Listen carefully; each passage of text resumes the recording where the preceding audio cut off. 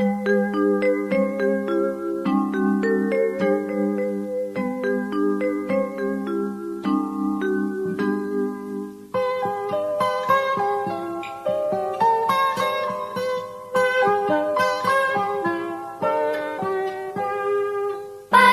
cerahku, matahari bersinar, ku gendong tas merahku di pundak.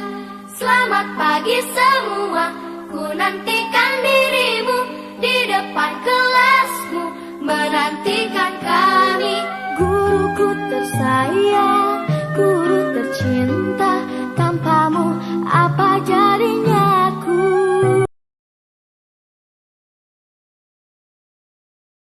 Bismillahirrahmanirrahim. Assalamualaikum warahmatullahi wabarakatuh. Yang kami hormati Ibu Wakil Kepala Sekolah SMP Negeri Pau, Bapak Ibu Guru SMP Negeri Pau yang berkesempatan hadir pada hari ini, kami ucapkan terima kasih atas waktu dan kesempatannya.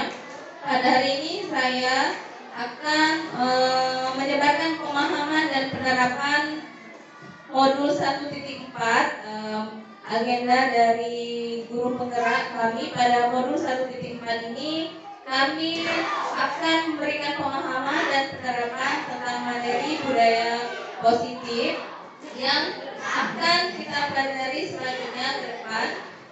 Pada hari ini akan saya terapkan bersama Bapak Ibu semua. Nanti tolong interaksinya Bapak Ibu, seandainya ada pendapat, ada tanggapan, nanti kita sharing bersama. Baik, untuk kesempatan hari ini materi yang akan saya sampaikan berjudul budaya positif. Dari kata-kata budaya dan positif ini mungkin kita sudah tidak asing lagi Bapak Ibu ya. Mungkin beberapa bulan yang lalu juga sudah pernah membahas ini bersama dengan CGP yang lain juga, dan pada saat ini giliran saya membahas yang materi yang sama tentang budaya positif. Budaya positif ini meliputi beberapa hal Bapak Ibu. Ya, yang pertama konsep inti dari budaya positif. Budaya positif ini adalah bagaimana kita melakukan perubahan paradigma tentang belajar. Kemudian dalam budaya positif kita membahas tentang disiplin positif. Yang ketiga juga di dalam budaya positif ini akan membahas tentang nilai-nilai kebajikan dan kebutuhan dasar manusia. Untuk yang kelima, dalam menerapkan budaya positif kita harus mempunyai motivasi perilaku sebagai manusia pada umumnya. Kemudian di dalam budaya positif ini juga akan mengajarkan kita berposisi mengontrol siswa dan berperan sebagai apa nanti. Kemudian yang selanjutnya yang dibahas juga dalam budaya positif ini adalah tentang keyakinan kelas. Mungkin Bapak Ibu yang sudah membuat aksi nyata pada modul PMM sudah sempat ketemu dengan keyakinan kelas dan kesepakatan kelas, itu tidak jauh berbeda Bapak Ibu. Kemudian yang terakhir adalah yang akan kita bahas adalah tentang segitiga restitusi. Nah, yang pertama dalam budaya positif ini, materi yang kita pelajari adalah pembelajaran dengan paradigma baru. Pembelajaran dengan paradigma baru merupakan pembelajaran yang dirancang berdasarkan prinsip pembelajaran berdiferensiasi, sehingga para peserta didik belajar sesuai kebutuhannya berdasarkan tahap perkembangan sesuai teori psikologi modern untuk mewujudkan profil belajar Pancasila. Mungkin Bapak Ibu tidak asing lagi mendengar kata berdiferensiasi Bapak Ibu ya. Di sini mungkin ada Ibu Waka yang sudah menerapkan pembelajaran berdiferensiasi. Boleh Ibu Nadro memberikan tanggapannya tentang pembelajaran berdiferensiasi?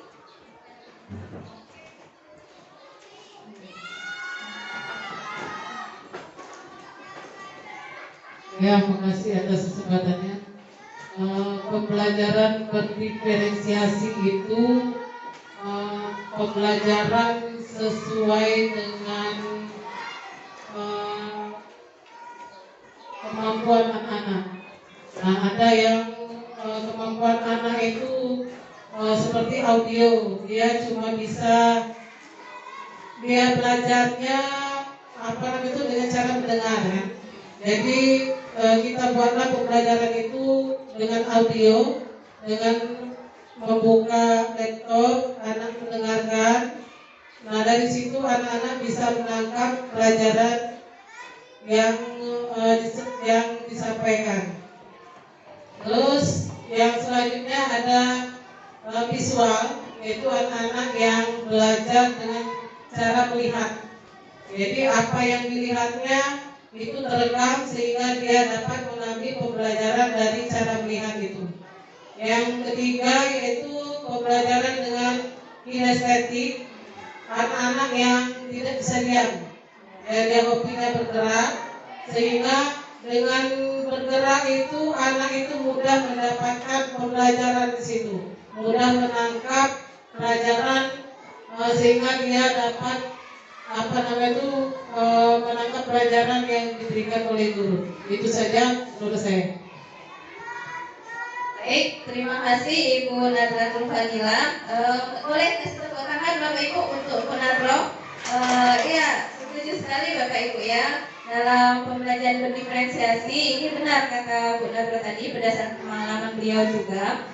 Berdiferensiasi artinya kita mampu menempatkan pembelajaran sesuai dengan kebutuhan murid. Nah, di sini mungkin kita selama ini sudah menerapkan Bapak Ibu ya, belajar kelompok di kelas, sudah membagi anak murid kita itu dalam beberapa kelompok. Tapi kita mungkin hanya tidak mengetahui teknisnya, bahwa dalam pembelajaran berdiferensiasi itu kita harus mampu menempatkan murid yang kalau dia lebih condong ke audio, kita tempatkan mereka ke olah belajar audio. Kemudian kalau murid kita ini lebih condong ke pembelajaran kinestetik atau aktif, tidak mau diam kata Ibu Nadra tadi, kita harus mempelajari bagaimana caranya memberikan ruang kepada anak murid kita itu pembelajaran yang berdiferensiasi, khususnya banyak gerak dan kinestetik. Kemudian juga ada tadi yang dia lebih aktif dalam berbicara, mungkin dia dalam kelas ngoceh terus Bapak Ibu ya. Ternyata kita juga harus melihat anak ini butuh belajar yang mungkin banyak berbicara, mungkin dia lebih senang diajak sambil bernyanyi, atau di dalam pembelajaran dia lebih senang diajak sambil mengobrol atau lebih ke bercerita. Itu mungkin yang berdiferensiasi Bapak Ibu ya. Kemudian pembelajaran berdiferensiasi ini sering dikaitkan dengan profil belajar Pancasila. Seperti kita ketahui Bapak Ibu, dalam kurikulum Merdeka kita sangat erat kaitannya dengan perwujudan pembelajar yang berdasarkan profil belajar Pancasila. Yang pertama, berketuhanan yang Maha Esa. Kita menginginkan pembelajaran ini adalah berfokus pada nilai-nilai ketuhanan, di mana murid kita nanti dibentuk menjadi murid yang beriman dan bertakwa. Kemudian berwawasan global, berpikir kritis, tidak hanya mengandalkan guru sebagai pemberi materi, namun dia bisa mencari sendiri materinya. Kemudian sampai pada pemikiran yang terakhir, mampu kreatif dalam menemukan pola pembelajaran yang mereka mau. Artinya dia tidak hanya bergantung pada kita sebagai guru untuk memperoleh ilmu, gitu Bapak Ibu ya. Selanjutnya, di sini ada miskonsepsi tentang teori kontrol Bapak Ibu. Yang pertama, ilusi guru mengontrol murid. Kemudian yang kedua, ilusi bahwa semua penguatan positif, efektif dan bermanfaat. Kemudian ilusi bahwa kritik dan membuat rasa bersalah mampu menguatkan karakter. Kemudian ilusi bahwa orang dewasa berhak memaksa. Nah, di sini miskonsepsinya artinya apa? Guru itu tidak boleh, kita garis bawahi, tidak boleh menguasai murid dalam hal mengontrol sepenuhnya. Ini peran yang harus kita pahami, bahwa ini miskonsepsi. Artinya kesalahan kita menganggap bahwa guru ini adalah segala-galanya bagi murid, itu tidak Bapak Ibu ya. Kemudian ilusi bahwa semua penguatan positif, efektif dan bermanfaat. Seperti kita lihat sendiri, murid kita khususnya di daerah kita ini, daerah PAUD, sangat sulit untuk melakukan pendekatan. Kalau kita anggap mereka sebagai teman, dia menganggap kita seperti teman, tidak seperti guru. Jadi mereka menganggap ya sudahlah, nggak apa-apa, seperti itu. Kemudian ilusi bahwa orang dewasa berhak memaksa. Nah, di sini harus diluruskan bahwa kita sebagai guru lebih dewasa dari murid kita tidak boleh memaksa. Kita harus berangsur-angsur memberikan pengertian bertahap, Bapak Ibu ya. Ya, selanjutnya mengubah paradigma stimulus respon ke pendekatan teori kontrol. Kalau di tabel itu ada istilah stimulus respon tentang dunia, kemudian teori kontrol tentang dunia. Stimulus respon itu adalah rangsangan, Bapak Ibu ya, rangsangan kita terhadap murid. Nah, di sini ada berapa poin. Yang pertama, realitas kebutuhan kita sama. Kalau dalam stimulus respon kita butuh motivasi. Sedangkan kalau teori kontrol, realitas kebutuhan kita berbeda. Motivasi kita untuk mengajar murid berbeda dengan motivasi guru yang lainnya. Ada yang ingin sebatas menyampaikan ilmu, ada yang dia ingin merubah karakter murid menjadi lebih baik, ada yang hanya sekedar ya sudah, saya mengajar, saya dapat gaji, sudah, ada yang seperti itu. Tapi pada dasarnya kebutuhan stimulus kita ini berbeda. Kita punya kontrol untuk mendekatkan diri kita dengan murid agar mampu merubah karakternya, tujuan utamanya. Kemudian semua orang melihat hal yang sama. Kalau dalam stimulus respon, kita memandang sesuatu itu sama, memandang murid itu sama, dia butuh belajar, harus memperhatikan kita. Padahal pada teori kontrol, setiap orang memiliki gambaran berbeda. Tadi Bapak Ibu di awal karakter, setiap anak punya karakter yang berbeda. Yang ketiga, kita mencoba mengubah orang agar berpandangan sama dengan kita. Kalau pada teori kontrol, kita berusaha memahami pandangan orang lain tentang dunia. Kita mengarahkan pandangan, bukan kita memaksakan orang untuk mengubah pandangannya. Kemudian perilaku buruk dilihat sebagai suatu kesalahan.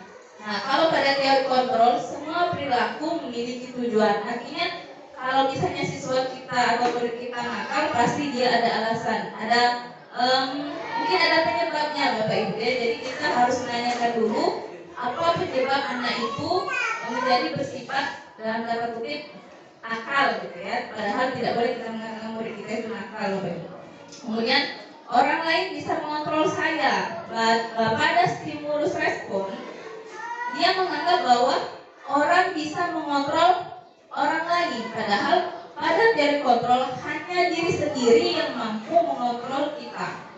Anak kita beri paksaan tidak akan mengubah dirinya menjadi lebih baik. Bahkan dia akan menjadi mengulang kembali kenakalan mereka atau mengulang kali sifat negatif mereka pada waktu yang berikutnya. Hanya saat saja jika kita hanya memandang melalui teori stimulus. Tapi kalau kita memandang melalui teori kontrol, kita harus menyadarkan mereka tanpa adanya paksaan.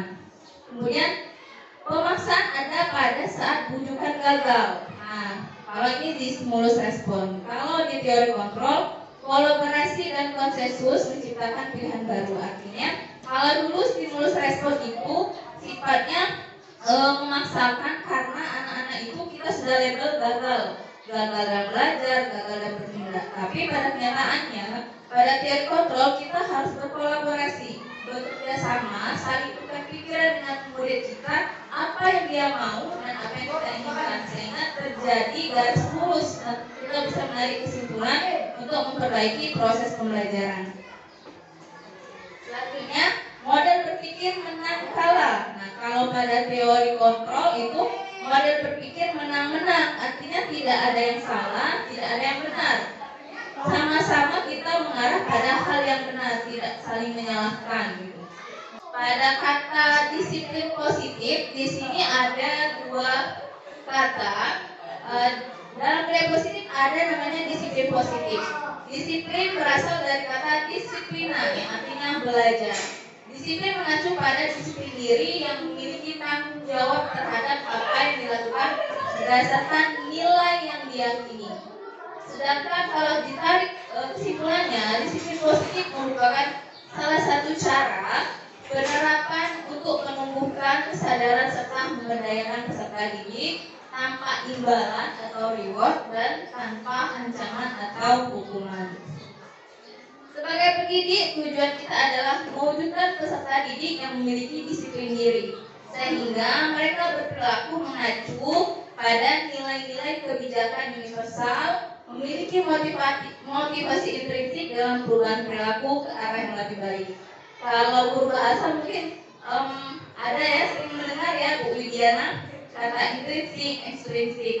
Menurut Ibu Widiana, motivasi ekstrinsik dan motivasi intrinsik itu bagaimana sih Bu? Menurut saya adalah motivasi yang berasal dari guru itu sendiri, yaitu mungkin berupa panggilan dari hati guru untuk membimbing anak itu dengan penuh kesabaran atau ketelatenan. Iya, itu motivasi intrinsik ya Bu Widiana. Kalau motivasi ekstrinsiknya Bu, seperti apa nih Bu? Boleh kasih gambaran? Sedangkan kalau motivasi ekstrinsik adalah berasal dari dukungan dari luar, bisa berupa pemanfaatan teknologi sekolah dan juga dukungan dari teman-teman sejawat dan kepala sekolah. Iya. Itu Terima kira-kira. kasih Bu Widiana, luar biasa ya pendapatnya. Tepat sekali, motivasi intrinsik itu motivasi dari dalam diri kita, Bapak Ibu ya. Artinya bagaimana kita mempunyai kesadaran dan semangat untuk membimbing anak didik kita menjadi lebih baik. Begitu juga dengan murid kita, bagaimana kita membangun motivasi di dalam diri dia agar dia mau belajar dengan sendirinya menjadi orang lebih baik tanpa adanya paksaan, tanpa adanya iming-iming hadiah, tanpa adanya reward gitu ya. Artinya menumbuhkan kesadaran tanpa adanya hal-hal yang mengancam dan hal-hal yang menjadi iming-iming bagi mereka. Sedangkan kalau motivasi ekstrinsik itu tadi, kalau kita sebagai guru mungkin kita butuh dukungan dari ruang lingkup kita, guru kita, rekan sejawat, sarana prasarana. Begitu juga dengan murid. Murid juga akan mau belajar dengan serius jika dia punya dukungan seperti tadi, bisa dari orang tua mendukung dia untuk belajar, dari guru yang selalu memberi dia support dan dukungan, kemudian secara umum juga dia mempunyai dorongan dari orang terdekat dia untuk menjadi murid yang lebih baik. Dan fokus kita adalah bagaimana kita menemukan motivasi intrinsik, menumbuhkan kesadaran dengan sendirinya murid kita itu, Bapak Ibu ya. Mungkin dengan adanya motivasi intrinsik ini muncul dengan sendirinya, anak ini tanpa dipaksa, tanpa diberikan hadiah, dia mau melakukan kebaikan itu tanpa adanya iming-iming tadi, gitu ya. Boleh kita lanjut, Ibu? Nah, nilai-nilai yang disepakati bersama, nilai-nilai kebajikan nih. Nilai kebajikan itu adalah nilai yang disepakati bersama, lepas dari suku bangsa, agama, bahasa maupun latar belakang. Nah, di dalam nilai kebajikan ini ada memuat yang namanya profil pelajar Pancasila. Dalam profil pelajar Pancasila itu kan memuat 6 dimensi, Bapak Ibu. Beriman dan bertakwa kepada Tuhan Yang Maha Esa, berakhlak mulia, berkebinekaan global, gotong royong, kemudian mandiri, kreatif, dan kenalan kritis. Untuk yang poin keduanya yaitu toleransi, rasa hormat, integritas mandiri, menghargai, antusias, empati, keingintahuan, kreativitas, kerjasama, percaya diri, dan komitmen. Kemudian yang ketiga dalam nilai-nilai kebajikan itu ada yang mengenai tentang keterampilan hidup atau life skill. Nah, life skill di sini dapat berupa rasa dapat dipercaya, lurus hati, pendengar yang aktif, tidak merendahkan orang lain, kemudian memberikan yang terbaik dari diri kita. Artinya memunculkan nilai-nilai positif dari dalam diri kita. Itu 3 poin dari nilai-nilai kebajikan, Bapak Ibu. Nah, sekarang kita di poin yang ini, Bapak Ibu. Kebutuhan dasar manusia. Kebutuhan dasar manusia di sini dapat kita lihat bahwa adalah segala sesuatu yang kita lakukan untuk mendapatkan apa yang kita inginkan. Seluruh tindakan yang dilakukan memiliki tujuan tertentu, dan semua usaha terbaik yang kita lakukan adalah dalam upaya agar kebutuhan dasar kita terpenuhi dengan baik. Nah, ada beberapa kebutuhan kita sebagai manusia, Bapak Ibu. Nah, di sini ada 5 kebutuhan dasar kita sebagai manusia. Yang pertama, bertahan hidup. Nah, kita biar hidup ini simpel, Bapak Ibu. Dalam keseharian kita pasti butuh makan gitu ya. Kemudian kita butuh pakaian, tempat tinggal untuk berteduh biar tidak kehujanan dan kepanasan, keamanan dan kesehatan. Ini adalah kebutuhan untuk bertahan hidup. Hal ini adalah kalau dalam ilmu ekonominya mungkin Bu ya, tentang kebutuhan apa boleh Bu ya diceritakan kalau tentang bertahan hidup. Terima kasih Bu atas kesempatannya. Lalu di IPS, kebutuhan dasar untuk bertahan hidup itu merupakan kebutuhan primer. Kebutuhan itu selain primer ada sekunder, ada tersier. Namun kebutuhan primer itu harus dipenuhi. Jika tidak, kehidupan kita akan terhambat. Ya, terancam Bu. Sedangkan kalau kebutuhan sekunder dan tersier, jika kita mampu atau ada, boleh dipenuhi.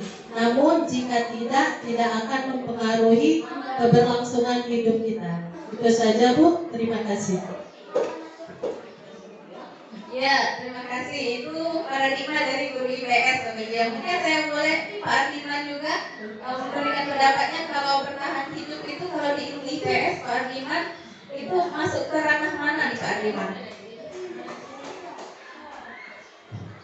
Oke, terima kasih. Kalau bertahan hidup itu pada kebutuhan primer, kebutuhan yang pertama. Untuk selanjutnya itu hanya pelengkap saja. Terima kasih. Oke, terima kasih. Itu beberapa pandangan dari guru IPS ya Bapak Ibu tentang bertahan hidup itu berkaitan dengan kebutuhan primer. Nah, setuju saya Bapak Ibu karena kebutuhan primer itu adalah kebutuhan dasar ya Pak Diman, Bu ya, dan guru yang lain. Kalau tidak terpenuhi ya tidak akan bisa bertahan hidupnya terancam, benar kata Bu Widya. Terancam dalam hal apa? Kalau kita tidak bisa memenuhi kebutuhan makan ya kita lapar Bapak Ibu ya. Kemudian kalau kita tidak punya tempat tinggal, kita mau berteduh di mana? Ketika hujan, panas gitu ya. Kemudian kalau seandainya kita sakit, makan enak, rumah mewah juga akhirnya tidak terasa nikmat Bapak Ibu ya kalau kita misalnya sakit gitu. Nah itu setuju kalau kita katakan bertahan hidup adalah kebutuhan yang sangat mendasar dan primer tadi ya Bapak Ibu. Kemudian yang kedua, kasih sayang dan rasa diterima. Semua manusia pasti butuh rasa kasih sayang dan rasa diterima. Kita sebagai guru, kita butuh rasa kasih sayang. Kita butuh untuk diterima dimanapun itu. Termasuk juga murid kita Bapak Ibu. Murid kita ini butuh kasih sayang. Mungkin di dalam keluarganya dia punya keluarga yang maaf sekali broken. Nah dia melampiaskan kebutuhan itu kepada gurunya di sekolah. Mungkin di rumah dia tidak mendapatkan kasih sayang, akhirnya dia meminta itu dengan kita sebagai gurunya. Jadi mungkin dengan cara yang beraneka ragam. Ada yang dia caper cari perhatian, ada yang dia usir dengan temannya, ada yang tadi misalnya di rumah dia diam, tapi di sekolah dia ternyata malah 180 derajat berbeda Bapak Ibu. Kadang kita melihat dia lagi si A kalau di rumahnya diam ya Bapak Ibu, tapi kalau di sekolah kok malahan aktif, malahan sudah mengarah ke yang super aktif gitu ya, melampaui dari kebiasaan dia di rumah. Nah hal ini berarti ada hal yang harus kita tanya tentang kebutuhan kasih sayang dan diterima. Mungkin di rumah dia diam tadi karena dia merasa dia tidak dihargai Bapak Ibu. Dia tidak pernah diberi kesempatan untuk berpendapat. Dia tidak pernah misal hasil belajar dia dapat 100 atau dapat 90 tidak diapresiasi mungkin dari orang tuanya. Jadi dia lebih memilih dia.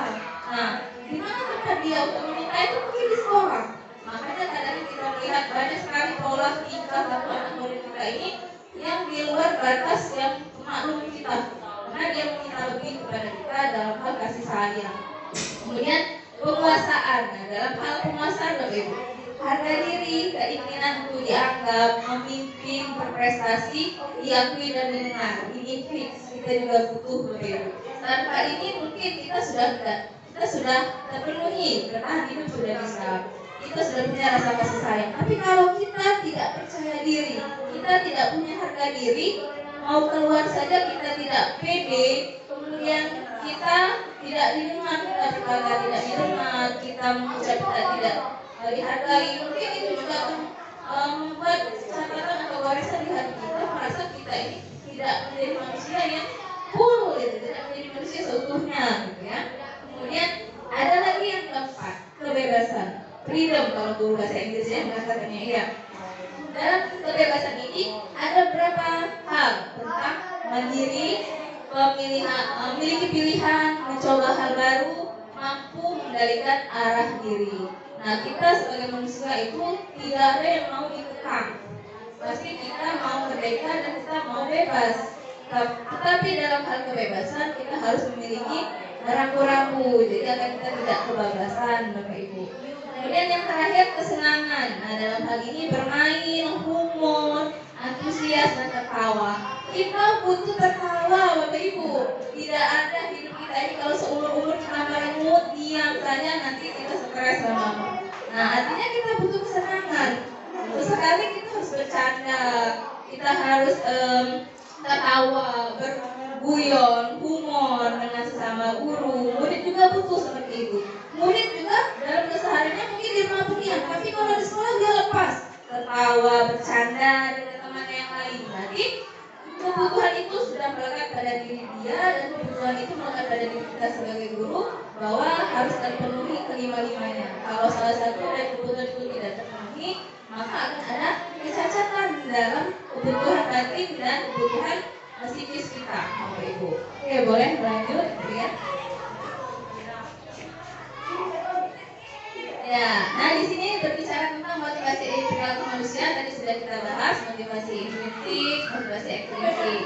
Untuk menghindari ketidaknyamanan hukuman, mendapatkan imbalan dan penghargaan atau reward. Kemudian kalau motivasi intrinsik untuk menjadi pribadi yang mereka inginkan, menjadi diri sendiri dengan nilai-nilai yang mereka percaya.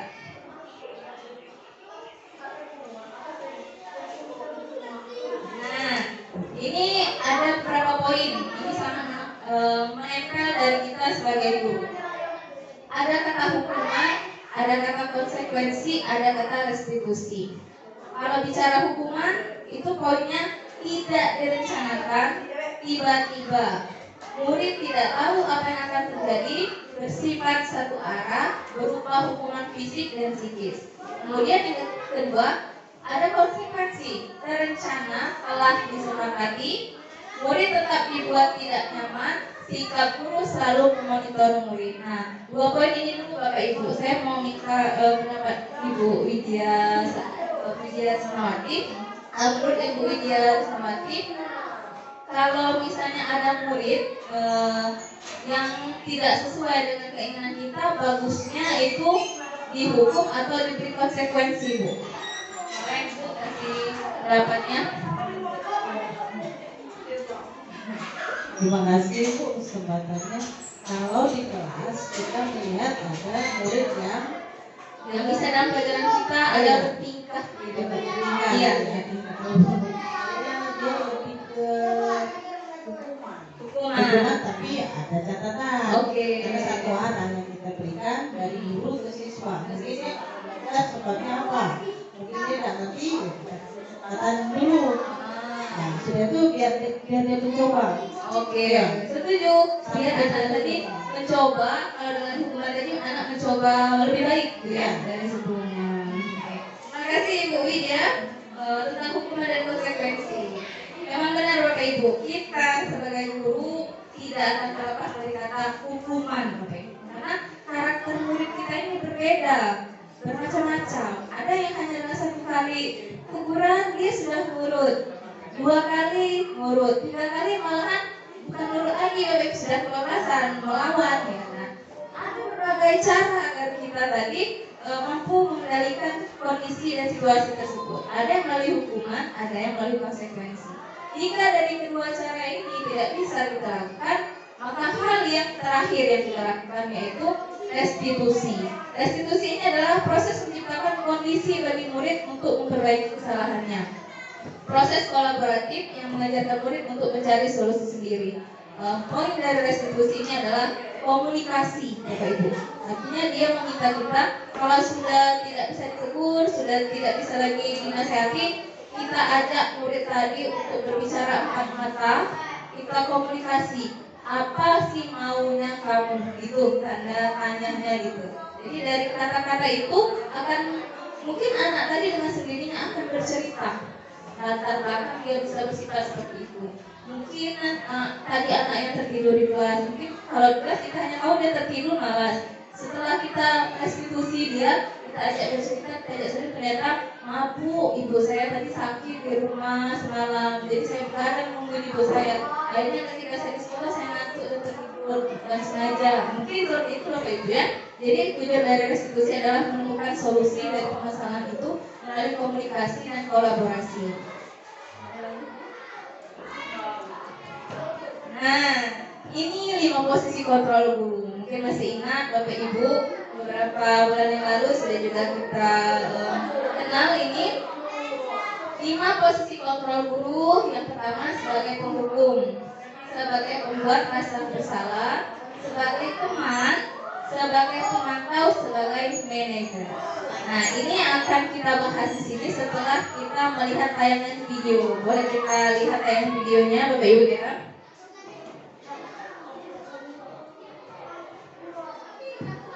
Nah, di sini ada contoh penerapan 5 posisi kontrol guru tentang yang beberapa poin tadi. Ada sebagai penghukum, pembuat rasa bersalah, sebagai teman, ada juga sebagai manajer Bapak Ibu. Boleh dimulai Bu?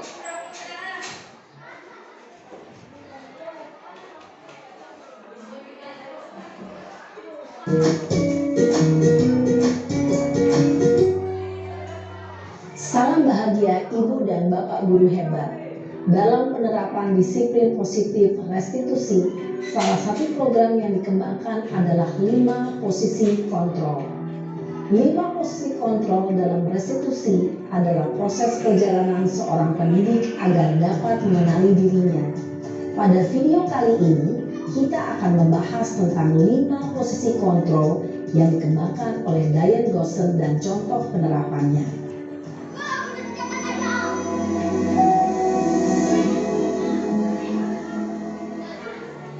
5 posisi kontrol itu adalah 1. Posisi penghukum, 2. Posisi pembuat merasa bersalah, 3. Posisi teman, 4. Posisi pemantau atau monitor, dan 5. Posisi manajer.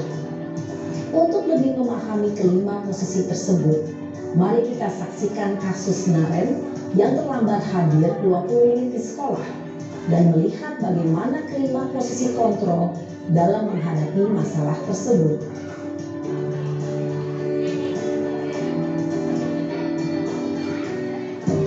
Yang pertama posisi penghukum Bapak Ibu. Ini mungkin sering kali kita lakukan. Naren, sini kamu. Selamat pagi Bu. Selalu terlambat. Kamu deh, pasti terlambat. Maaf Bu, saya Apa? Apa coba? Alasan kamu apa lagi? Kapan sih kamu tidak terlambat? Malas sekali ya kamu jadi anak. saya Dasar pemalas. Gak kapok-kapok sih kamu. Sudah berapa kali terlambat? Sana, kamu keliling lapangan basket 2 kali. kenapa saya harus keliling lapangan basket Bu? Kenapa? Kamu mau lawan ibu? Berani-beraninya jawab. Sudah terlambat, masih berani jawab pula.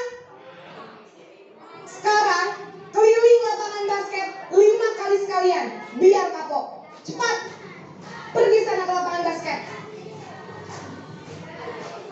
Posisi penghukum biasanya berbicara dengan nada tinggi, menghardik, menunjuk-nunjuk, menyakiti, dan menyindir.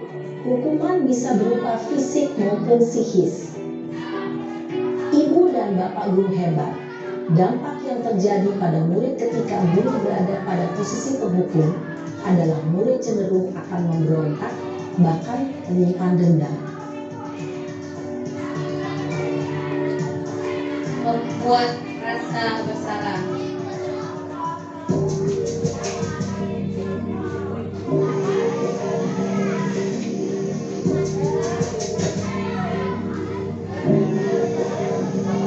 Naren,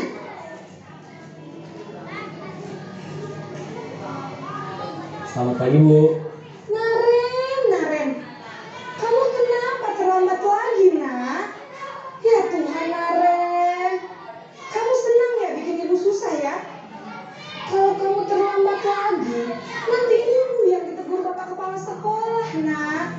Disangka ibu tidak bisa membina kamu. Duh, gimana ini? Maaf, Bu. Duh, Gusti Naren, kamu suka ya kalau ibu ditegur bapak kepala sekolah? Terus, sekarang ibu harus tulis apa ini di buku absen? Ini kamu sudah sering terlambat loh. Ibu harus apa coba? Maaf, Bu. Maaf sekali. Ya sudah, lain kali jangan bikin ibu susah lagi ya, nak ya. Ibu tidak akan kuat lagi kalau kamu begini terus. Bisa jantungan kalau ibu tegur bapak kepala sekolah. Sana cepat ke kelas. Maaf ya, Bu. Maaf sekali. Posisi pembuat rasa bersalah berbicara dengan nada tenang, cenderung lembut. Namun kata-kata yang diutarakan membuat murid merasa menjadi orang yang gagal, memandang buruk dirinya sendiri, merasa tidak berharga, dan tidak sanggup membahagiakan orang lain. Ketika guru mengambil posisi pembuat rasa bersalah, murid akan menganggap dirinya yang bersalah dan ia akan menyimpan emosi negatif tersebut di dalam dirinya.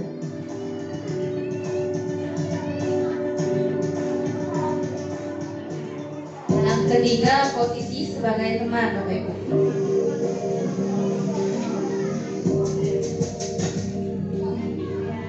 Masih dengan dua aktor yang sama, Naren!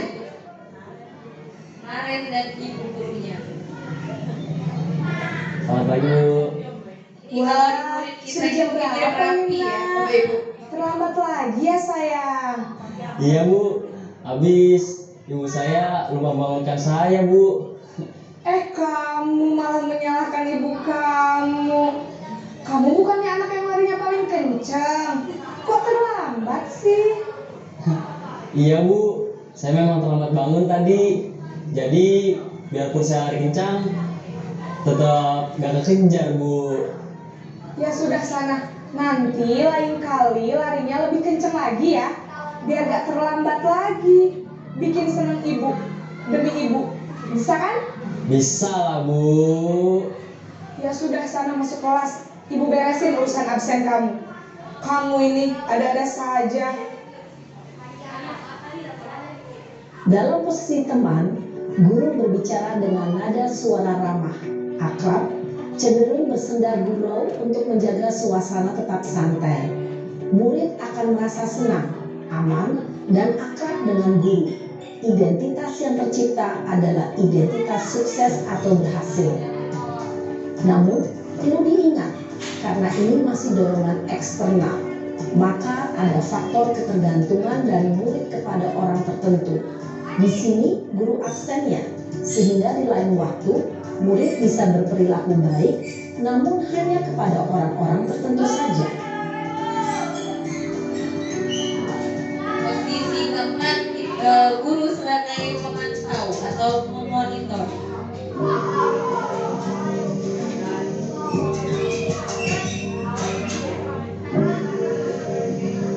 Naren!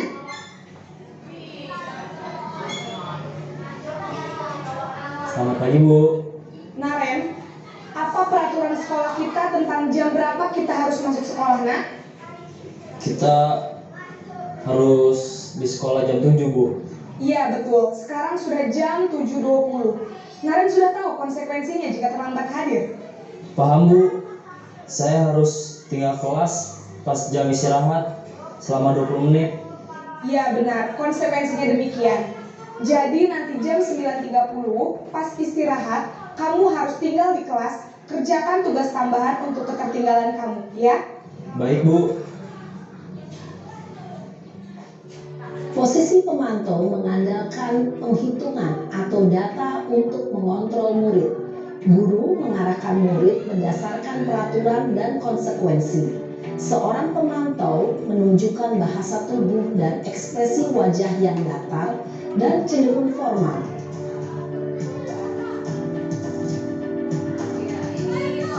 Posisi terakhir adalah posisi sebagai manajer.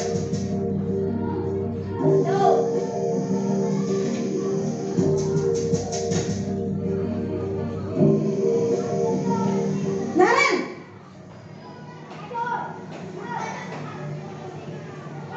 Selamat pagi Bu. selamat pagi Naren. Maaf Bu, saya terlambat. Iya, sekolah masuknya jam 7, sekarang sudah jam 7.20. Jadi sekarang bagaimana ini Naren? Maaf Bu, saya lupa setel alarm saya semalam. Baiklah, menurut kamu, keyakinan sekolah yang mana yang perlu kamu tingkatkan? Menghargai diri sendiri dan orang lain mungkin ya Bu. Setuju. Jadi, apakah Naren meyakini prinsip saling menghormati tersebut? Iya Bu, saya meyakininya. Apakah Naren bersedia memperbaiki masalah keterlambatan ini? Bersedia Bu. Bagaimana kamu akan perbaiki masalah keterlambatan ini? Saya akan coba untuk tidak lupa menyetel alarm saya Bu. Baik, kalau Naren lupa menyetel alarm di rumah, ada orang yang kira-kira bisa bantu mengingatkan tidak? Ada Bu, kakak saya, Kak Ema. Ada lagi selain Kak Emma? Selain Kak Ema, ada ibu saya. Baik, jadi yang mengingatkan Naren adalah Kak Emma dan ibu kamu ya? Kira-kira akan mulai setel alarm kapan nih Naren? Setelah pulang sekolah, akan segera saya lakukan. Baik, jadi Naren akan setel alarm untuk bangun besok pagi dan akan diingatkan oleh kakak dan ibunda Naren ya. Ada lagi yang mungkin perlu dilakukan Naren agar tidak terlambat bangun lagi? Tidak ada Bu. Baik Naren, terima kasih untuk kerjasama kamu. Sekarang kamu perlu kembali ke kelas untuk belajar. Baik Bu, terima kasih. Posisi manajer adalah posisi kontrol yang disarankan untuk membimbing murid memiliki sikap disiplin yang positif, yaitu murid yang mandiri, bertanggung jawab, dan dapat memecahkan masalah. Tujuan dari posisi ini adalah agar murid dapat berefleksi atas tindakannya. Guru akan dengan tulus memberikan pertanyaan-pertanyaan bermakna, sehingga membuat murid dapat belajar dari kesalahannya dan mencari sebuah solusi untuk menyelesaikannya. Ibu dan Bapak guru hebat, Ya. Dari contoh penerapan 5 posisi kontrol tadi Bapak Ibu, ya. Di video kita sudah melihat kasus antara Naren dan ibu gurunya. Pada video tadi memberikan contoh gambaran posisi kita sebagai guru dalam hal menangani murid kita yang bermasalah. Nah, dalam hal ini tadi kita lihat Bapak Ibu, di sini ada beberapa pertanyaan. Terkait dari posisi 5 posisi tadi sebagai penghukum, sebagai pembuat rasa bersalah, pemonitor, kemudian sebagai teman dan sebagai manajer, di sini ada beberapa kalimat. Mungkin Bapak Ibu bisa mengaitkannya posisi kita sebagai guru yang mana yang cocok dari kalimat ini Bapak Ibu. Yang pertama, apa peraturan sekolah jika tidak memakai atribut? Kamu suka ya buat Bapak Ibu susah dan ditegur kepala sekolah. Ini kira-kira Bapak Ibu ini posisi yang mana ya? Kita sebagai penghukum, sebagai pembuat rasa bersalah, sebagai pemonitor, sebagai teman, atau sebagai manajer. Boleh nih Pak Ardiman kasih pendapatnya kira-kira kalau kata-kata kamu suka ya buat Bapak Ibu susah dan tegur kepala sekolah ini, posisi kita yang mana nih Pak? Bisa dikatakan? Oke, terima kasih. Kalau kamu suka ya buat Bapak Ibu susah dan ditegur kepala sekolah, itu posisi kedua, pembuat rasa bersalah. Iya, alasannya gimana nih Pak? Alasannya siswa Yang ke siswa ya? itu pembuat rasa bersalah, alasannya supaya siswa itu merasa dirinya bersalah dan tidak akan mengulanginya lagi. Terima kasih Pak Riman atas pendapatnya. Setuju Bapak Ibu kalau kalimat kamu suka ya buat Bapak Ibu susah dan tegur kepala sekolah ini posisi sebagai pembuat rasa bersalah, Bapak Ibu setuju? Iya, setuju Bapak Ibu ya, karena di sini ada kalimat yang menguatkan. Susah, iya benar kata Bu. Kamu suka ya buat Bapak Ibu susah dan ditegur kepala sekolah. Ini juga mungkin Bapak Ibu sering sekali kita pakai kata-kata ini. Jika kata-kata yang pertama tidak mempan untuk murid kita, kamu suka ya nanti ibu tegur kepala sekolah. Di sini kita secara tidak langsung membuat anak tadi merasa bahwa karena dia guru ini nanti ditegur kepala sekolah. Nah di sana poinnya bahwa benar kata Pak Diman tadi akan membuatkan penyesalan kepada anak tadi bahwa dia sudah dengan tingkah dia membuat guru tadi dimarah kepala sekolah. Kemudian apa rencanamu untuk menyelesaikan masalah ini? Ayolah lakukan demi Bapak Ibu ya. Nah, kata-kata di sini, ayolah lakukan demi Bapak Ibu. Ini kira-kira posisi yang mana nih Bu? Pak? Boleh Bu? Lia? Terima kasih Bu Septa. Dari kalimat ayolah lakukan demi Bapak Ibu ya. Di kalimat ini merupakan posisi kontrol sebagai teman kalau menurut saya Bu. Terima kasih. Ya, di sini sudah ada kata-kata yang mana Bapak Ibu yang mencirikan sekali bahwa ini adalah posisi kontrol sebagai teman. Iya, benar. Boleh Bu kasih pendapatnya di kata yang mana? Di kata demi.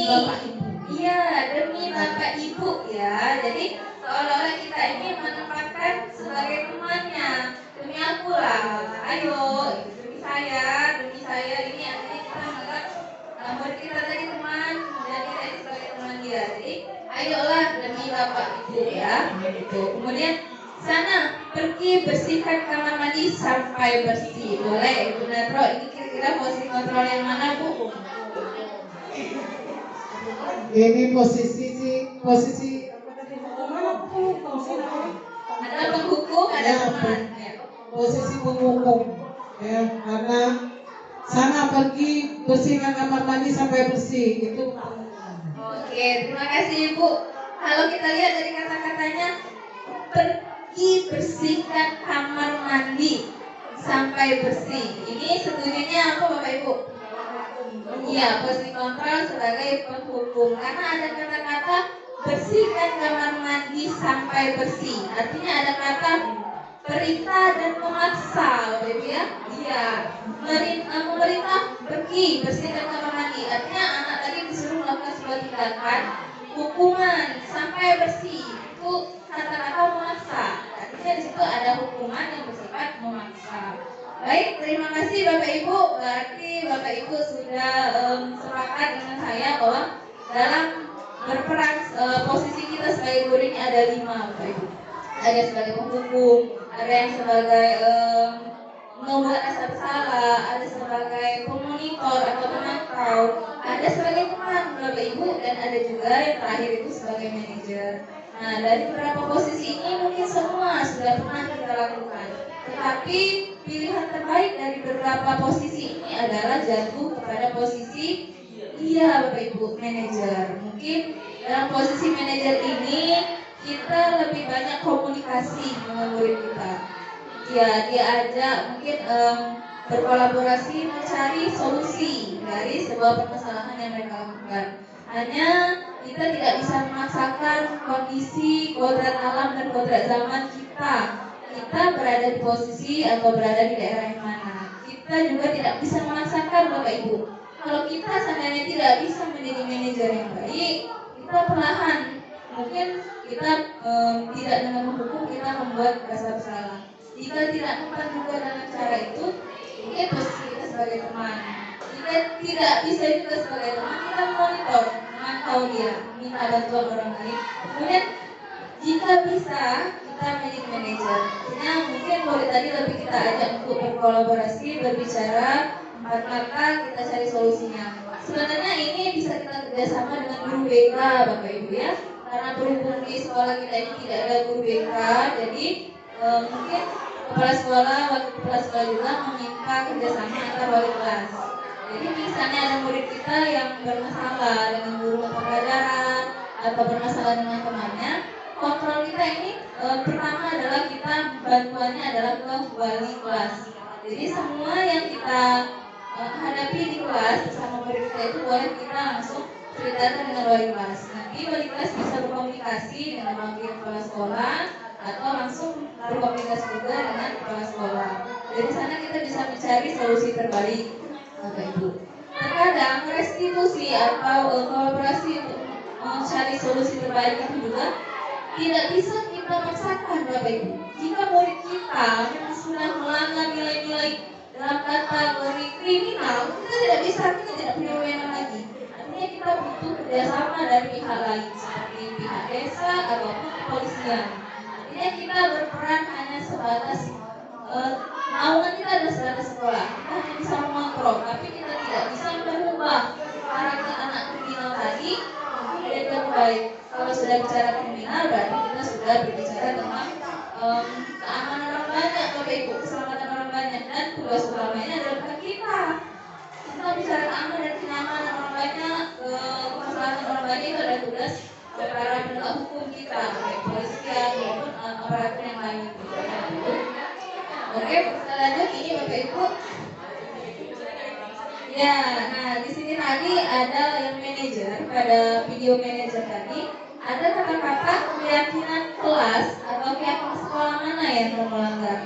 Nah, kalau kita berbicara keyakinan kelas ini, Bapak Ibu, ada poin di sini kesepakatan. Artinya keyakinan kelas ini adalah kesepakatan yang dibuat dari seorang guru bersama murid dan bersama rekan guru yang lainnya. Ya, pembentukan keyakinan kelas itu sifatnya abstrak, pernyataan universal, artinya pernyataan semua anggota kita di kelas, berarti semua pernyataan dari anggota kelas itu, murid-murid kita dan guru, kemudian dibuat dalam pernyataan yang positif. Artinya kalimat-kalimat pada keyakinan kelas ini semuanya kalimat-kalimat positif. Misalnya bisa kita buat sama murid kita, membersihkan kelas, menjaga kebersihan kelas, tepat waktu datang, bekerja sama, menghargai teman, itu adalah salah satu kalimat-kalimat positif, Bapak Ibu. Kemudian sedikit saja agar mudah diingat, tidak perlu panjang lebar, langsung ke poinnya. Misalnya disiplin masuk kelas. Dari kata-kata disiplin masuk kelas berarti kita mengingatkan murid tadi masuk kelasnya tepat waktu, tidak lama jajan di kantin, tidak lama main di luar, atau tidak terlalu lama untuk fokus dalam pembelajaran. Itu bisa kategorinya. Kemudian sesuaikan dengan kondisi kelas dan sekolah sehingga mudah diterapkan. Kalau kita menginginkan murid kita di dalam kelas itu kita yakin murid kita tadi bisa aktif. Tapi kita tahu kalau murid kita ini banyak, Bapak Ibu. Artinya kita harus memilih kata-kata yang mengena dengan murid kita. Artinya memilah kata yang singkat, padat, dan jelas gitu. Kemudian semua warga sekolah atau warga kelas dilibatkan saat membuat keyakinan kelas.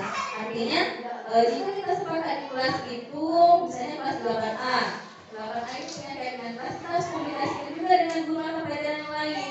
Misalnya tadi kalau saya selaku wali kelas, Bapak Ibu, saya hanya membuat keyakinan itu atas keyakinan saya saja, tidak menanyakan keyakinan yang berbeda guru.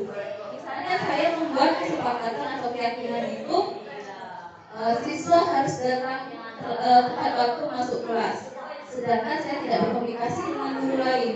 Ternyata ketika pelajaran IPS mungkin teman-teman kita ada gurunya punya keyakinan yang berbeda. Dia punya batas misalnya boleh terlambat masuk dalam waktu 5 menit. Nah, jadi anak timbul pemikiran yang berbeda pada anak. Ibu ini kalau pelajaran matematika boleh Bu 5 menit, 10 menit masih kasih kami toleransi. Kalau dengan ibu ini berjam sekali. Nah, artinya tidak ada korelasi kita antara guru mata pelajaran dengan wali kelas. Nah, dalam keyakinan kelas ini semuanya harus dilibatkan. Artinya misalnya saya membuat keyakinan kelas, kita juga harus bicarakan dengan guru mata pelajaran lain. Agar tidak ada tumpang tindih peraturan, Bapak Ibu ya.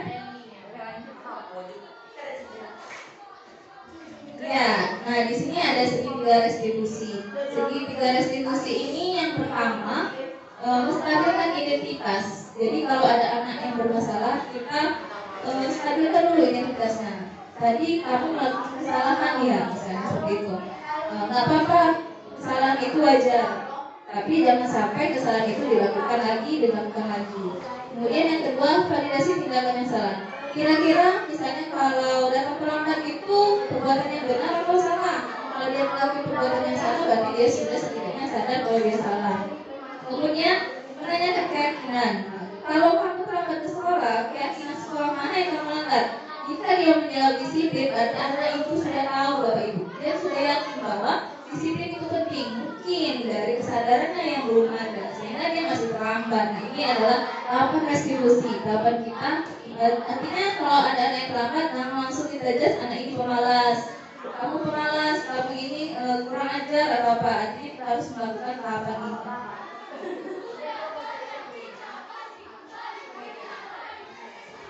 Nah, ini ada kata-kata tadi Bapak Ibu, 3 tahapan segitiga restitusi. Tadi sudah saya kasih gambaran. Kata-katanya berbuat salah itu wajar, tidak ada manusia yang sempurna. Itu kata-kata yang menstabilkan identitas. Validasi tindakan yang salah. Ada kata-katanya, kamu pasti punya alasan mengapa kamu melakukan hal itu. Artinya kita menanyakan dulu kepada murid kita alasannya apa sehingga dia melakukan kesalahannya gitu. Kemudian yang ketiga, menanyakan keyakinan. Nah, sama seperti yang di video tadi Bapak Ibu, apa keyakinan kelas kita, nilai apa yang telah disepakati bersama, misalnya tadi disiplin. Nah, seperti apa gambaran sebuah kelas yang ideal menurut kamu? Kamu ini menjadi orang seperti apa? Kita kasih seperti pertanyaan yang membuat dia terikat dengan pertanyaan kita tadi dan sadar untuk melakukannya ke depan lebih baik lagi.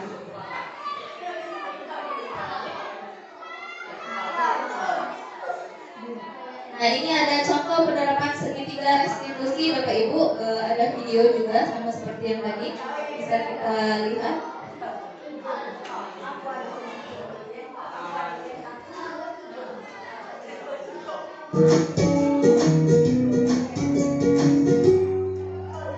Salam dan bahagia Ibu dan Bapak guru hebat. Pada video kali ini kita akan membahas tentang salah satu program disiplin positif yang diterapkan di lingkungan sekolah yang dikenal dengan nama restitusi.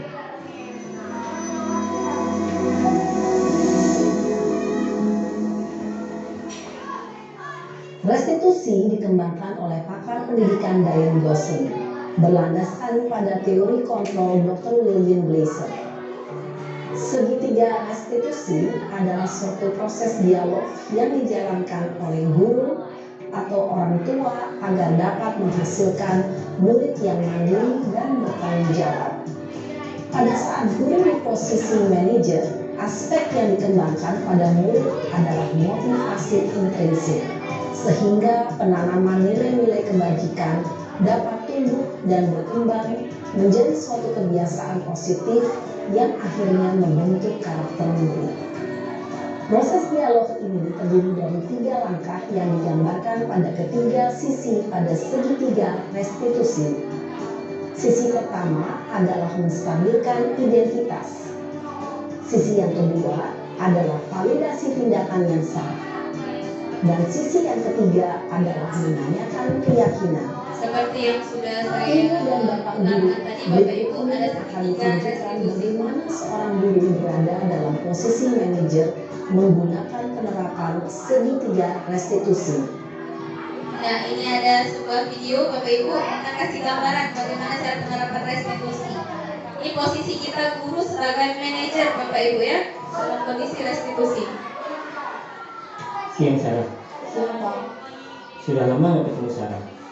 Kenapa hari ini ada di sini? Kesel Pak, kesel banget. Masa aku dikatain tukang fitnah Pak? Ya aku marah lah. Aku balik ngatain Eka di depan kelas. Kesel banget. Oh begitu. Ya pasti kamu marah dan kesal. Bapak juga akan marah apabila ada yang menuduh Bapak seperti itu. Nah, Kemudian pada saat itu kamu akan melakukan apa? Ya saya ya, yang di tahap pertama tadi Bapak Ibu ada kata-kata setiap orang pasti punya kesalahan, berarti itu sudah menstabilkan identitas Bapak Ibu ya. Kemudian yang kedua ini validasi tindakan yang salah. Ini ada contoh, ada beberapa pernyataan antara Sarah dan Bapak gurunya. Langsung ngatain Eka lah Pak, kesel banget. Saya bentak-bentak dia depan teman-teman lain. Oh begitu. Pasti kamu melakukan seperti itu karena suatu alasan tertentu kan? Iyalah, masa saya diam saja Pak? Ya saya bela diri lah. Masa saya dituduh tukang fitnah? Ya wajar lah. Mempertahankan harga diri itu sesuatu yang penting buat kamu. Untung kamu tidak bertindak lebih gegabah lagi, hanya membentak-bentak. Iya Pak. Untung saya masih bersabar dan hanya meminta saja. Sudah gemes padahal, saya pasti bela diri lah. Ya pasti ya. Tapi kamu memilih untuk tetap bertahan dan bersabar. Kamu memilih untuk tidak berbuat lebih parah lagi, bukan? Iya. Nah, sekarang coba kita lihat lagi tindakan kamu yang bentak-bentak Eka di kelas. Tindakan kamu itu kira-kira sesuai dengan keyakinan kelas atau prinsip kamu tidak? Enggak lah Pak. Capek Pak jadi pemarah. Jadi keyakinan atau prinsip mana yang kurang sesuai dengan keinginan kamu? Ya, saya sebenarnya sangat menghargai orang lain. Mungkin saat itu saya menjadi emosi, jadi tidak menunjukkan sikap itu. Kamu meyakini tidak? Menghargai orang lain itu penting buat kamu. Yakinlah Pak. Iya, setuju. Kita harus saling menghargai. Namun, ada juga keyakinan yang kita sepakati yang perlu kita jalankan apabila kita sedang marah, bukan? Ya, saya bisa lebih proaktif, mulai dengan diri sendiri. Saya bisa jadi lebih bersabar, mengambil waktu jeda untuk berpikir mau apa selanjutnya. Kira-kira kamu bersedia memperbaiki masalah ini tidak? Bersedia Pak. Kalau kamu memperbaiki masalah ini, kamu akan menjadi orang seperti apa? Saya akan menjadi orang yang bertanggung jawab kali ya Pak. Dan senantiasa proaktif. Iya, menurut kamu bagaimana rasanya menjadi orang seperti itu? Ya nyaman lah, bangga bisa bersabar dan menahan diri. Baiklah kalau begitu. Yuk kita pikirkan bagaimana memperbaiki masalah ini.